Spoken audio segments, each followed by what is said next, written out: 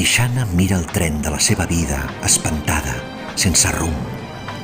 Cada tren que veia era un tram, una etapa.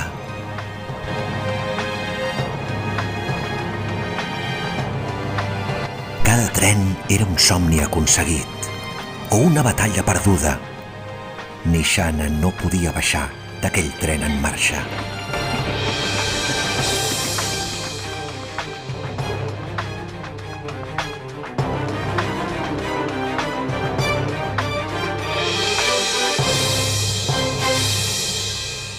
El canvi d'agulla per un tren significa prendre un altre camí, apropar-se o allunyar-se, reemprendre o escurçar.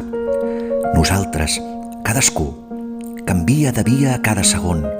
Aprenem dels canvis i busquem la millor manera de circular pel nostre món quotidià. La vida és aprenentatge. Veure el paisatge per la finestreta, veure les persones, els seus rostres, com em miren. Veure altres trens que lents o ràpids avancen.